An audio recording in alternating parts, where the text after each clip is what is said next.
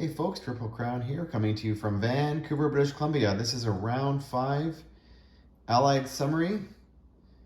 Global War 1939 YouTube Wars versus HuntLikeDavid. Here we go. Japanese are convoying over here. Japanese are convoying over there. But that's okay in a sense because the Allies, the KMT, and the FEC have a combined, I think, 21 units defending Burma Road. The Japanese can attack it next turn with about equal numbers. So that's going to be a bit of a standoff there. Do they want to do that and get further away from defending Singapore? It's going to be interesting. The FEC does have a follow-up, and so does the KMT. The KMT are in control of all of their original territory except for one. HuntLikeDavid pointed this out. But the Japanese have combined their forces over here. They are sitting in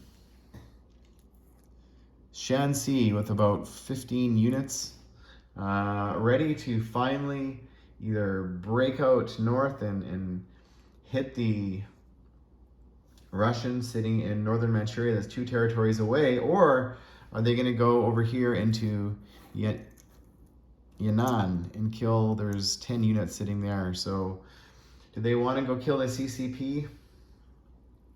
That's kind of interesting. The Australians and New Zealanders took the Dutch East Indies and they moved their navy down here, ready to perhaps, grab some more. They got a couple transports, grab some more money islands, or at least force the Japanese to reposition. The Japanese did take Guam last turn, and they built a military base in the Philippines. And all this navy, 16 destroyers, 3 carriers, 2 escort carriers, and a Yamato, and a couple other battleships, like 8 cruisers, are all sitting in the sea zone right here, 106. They couldn't even fit in.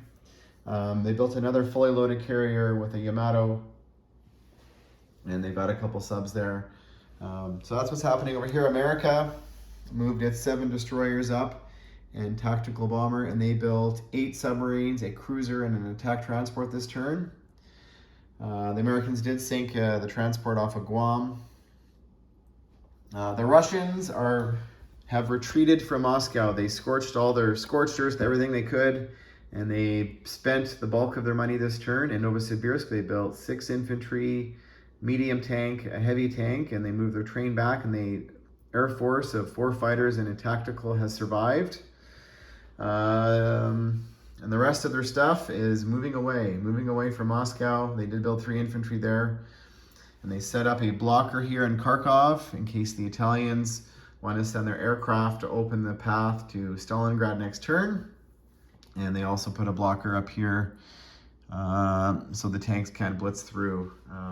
So it's only going to delay 1 turn, but whatever they can do.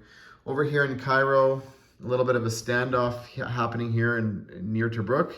The British did take back Sabenthia. They went into Liberia. I guess that was an attack. I never declared that as an attack. It was a walk-on, so it could have been an attack. Anyways, I'll have to clear that up with HuntLikeDavid. But the Italians have quite a few heavy hitters here. They've got a medium tank, 3 heavy artillery, 2 regular artillery, and airborne, and the complement of the Air Force. They've still got their naval transport sitting up here. So next turn, Moscow is going to fall. And when it falls, do the Axis make a play for Madrid, and do they make a play for Sweden? So that's going to be quite interesting. If that happens, the Italians still hold on to Gibraltar. The Americans this turn did a walk on Rio de Oro and liberated Liberia and the rest of Brazil. They built a couple fighters, or naval fighters back in Washington, and the British built a couple infantry back home. The British did build a couple tanks last turn. And down here in South Africa, some more armor as they slowly make their way up to, but gonna be a bit of a standoff here. What does the British, Navy do? Do they start gobbling up some of these islands here, like Corinth and Sicily, and Sardinia? What do they do? We'll see. The American small navy here is sitting off the coast of Rio de Oro at a naval base. So what is that going to do? So lots to play out here. The Americans have a little small navy up here. Same with the Canadians and the Russians. The Germans did build 3 submarines and 3 destroyers last turn. So that's they're going to start building navy. I would assume once they capture Moscow, that's going to be a 38 IPP next turn for them, with the NO bonus of actually 42 next turn more for capturing Moscow, because they will capture all of the Russian money, and it's a 3 NO bonus for Moscow, and the territory itself is worth 4. So that's going to be a big payday for Germany next turn, especially once they annex Sweden and get their navy, and also, you know, head down here into Spain. So going to be very interesting as this game plays out. And stay tuned for round 6.